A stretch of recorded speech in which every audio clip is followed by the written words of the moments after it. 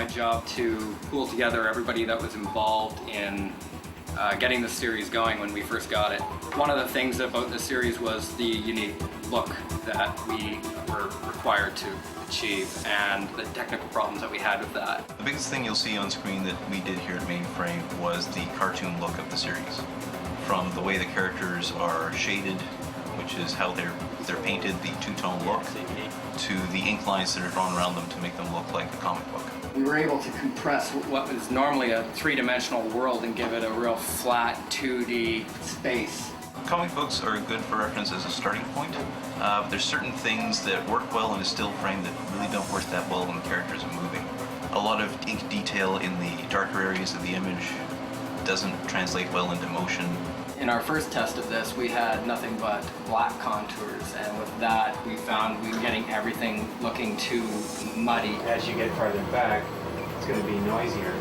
At this stage here, we have contours that match the tone of the objects that they're applied to.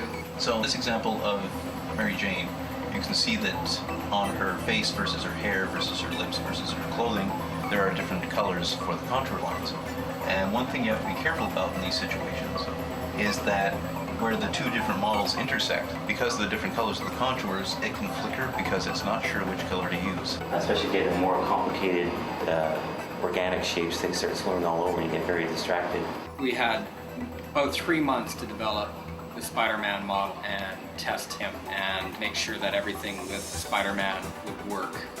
When you have 5 lines of production of Spider-Man going at the same time, that character is distributed amongst about 50 plus animators. You'd better be working or else you've got 50 problems. The one thing you might find you're doing more is rotating the shoulder bones more than you might normally for some characters. That's okay. Just an X. Early in the game, we needed an animator to test our model Spider-Man, so I went straight to Clayton Ryan and said, "Clayton, what are you doing?" And Clayton said, "Nothing." And I said, "You want to work on Spider-Man?" Clayton just grabbed his things and left straight to the Avid and started to work on a number of shots. I mean, early on we were experimenting with Spider-Man galloping up a wall like a horse or something like that on all fours just to make him go super fast. Rounding corners on all fours, using his web line in new and innovative ways, like throwing it out from his wrist and just kind of spinning it like an actual spider would, building a web. We had to develop a new kind of crawl for Spider-Man because we had to throw out the knee to the side or else he would have intersected with the building. I love this crawl. We wanted to push the model to an extreme pose and I love it. Spider-Man got very compartmentalized as far as animation went because technically it was a very challenging series. Definitely more acrobatics and action than we've done as a company in the past.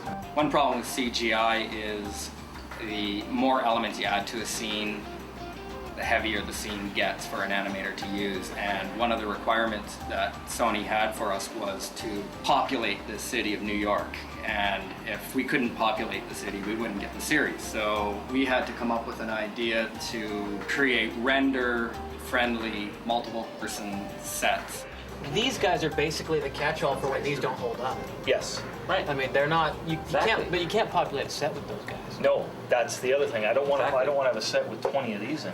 One of our technical directors, Jason Osipa, basically took these generic people and ripped their skeleton straight out of their body and made them these walking shells, and we used them in the background. We built quite a few lower resolution characters that we could use that would be as light as possible to throw in as many as possible into the streets of New York. We built traffic patterns for cabs, cars, and we saved off as much of this as possible continually throughout the series to try and make it easier for the next show that came into production to use the same resources, so we weren't continually reinventing the wheel, which sometimes happens more often than not.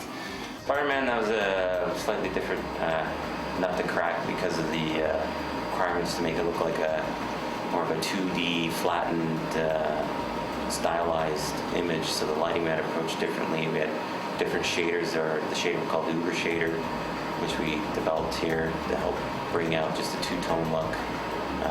That's a lot different way of dealing with things than what we had done before. We were testing multiple lighting scenarios, day and night, realizing that once we eliminated lights, we got a better look, and we ended up with usually 2 sets of lights instead of the normal requirements of 3 or more. A typical show isn't quite as intensive as the Spider-Man show was. Pretty much everything you'd see on the screen was written in-house.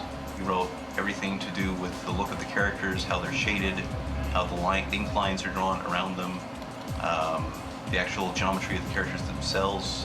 The software to do that was developed in-house. In the pre-production early phase, we dealt with software a lot to deal with more of the management of the shaders and how we can get these thrown onto all the different materials for all the different characters and how we can edit them quickly without going into each shader every time to open everyone up, which I had to do at the beginning, which is kind of crazy, going to 300 shaders and clicking a bunch of little switches for each one, things of that nature, trying to make things more efficient for just the whole production process. But in this situation, because the sets and the characters were being reused so often, it was quite a challenge to create something that was actually reusable in many different scenarios and still have that the contrast between the character and the backgrounds. Well, Spider-Man was basically an extremely difficult model to work with. Typically with television, we don't have to worry so much about how the muscles are properly moving because you can cheat it a little bit. Spider-Man, because they want actual geometry for muscle tone, we had to make sure that the muscles do deform properly to the bones. Every point that you see on each intersection, they have to be mathematically calculated in percentages as to which bone it'll rotate with, it'll deform with. And in dealing with the textures, we basically had to localize different geometry within the body. So we actually had to hand paint the webs on the geometry. And then in certain areas, I guess we'd have to create little highlights to emphasize the muscles. Traditionally in mainframe, we've been working on the shows that have that 3D look, and Spider-Man is our first full-scale production that's in 2D. And so some of the modeling methodology had to change. This would be pretty much the final look of some of our other previous productions. And with our shader on, the difference is night and day. This is Mary Jane here with our Ubermatte shader. And what it does is it creates a plateau of the diffuse so that you have 2 separate colors. And also we have the contour shader on. So it's definitely got the tuned look. One thing we also had to be very careful of on this show that we found out early on is we can't build characters the way we do for normal 3-dimensional shows. Normally you want to build something with nice soft curves because that's the way people look.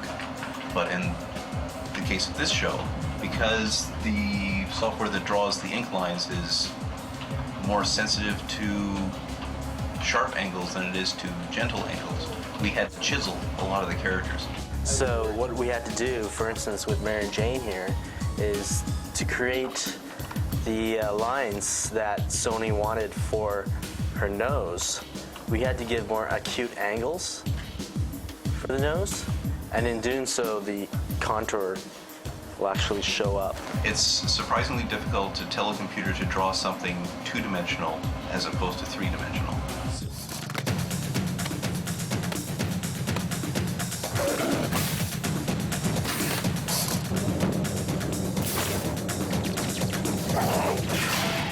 What we do here is it's part of modeling, and we build shapes, and those shapes are used by animators. When I'm looking at Mary Jane here, this is before the voice. We take a look at the face and see what kind of characteristic or personality they would have. And for Mary Jane, we tried to create shapes that were attractive and cute, and so that even when she's angry, her face is still appealing. So what I do is I would grab the model that was built by the modeler, and we would set up the skeleton, neck bone, head bone, and inside we've got the eyes, the eye rig. We set up also, we fit each character with a set of teeth and a mouth bag, which is inside of the mouth. since we're focusing on the grin head only, I remove the hair, the jewelry, the necklace and the earrings, and build the shapes, starting with the mouth. And then from the mouth, we work with the eyes and the eyebrow shapes. It pretty much includes everything that the face expresses.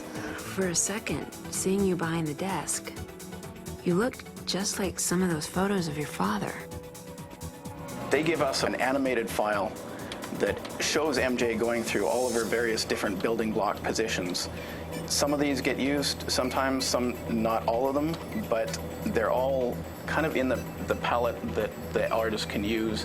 What I'm doing is I take a snapshot of the model in each of these different key poses and find out what's happening within the model, where the jaw is moving to perhaps, where the eyes are looking, what shape the face is in. And what I use that information for is plugging that into our in-house software called Grin. That's what the animators are going to use to sync up their character's performance to the dialogue. This is a completely customizable interface that changes from show to show. The animators have given us a lot of feedback on what kind of controls they want in this, and we put it all together. And so the end of my job is when I've set up a character like this, and I hand that off to the animators to use. Is there something I did that I should know about? Stole your seat on the subway? Okay, now you're definitely not getting an apology.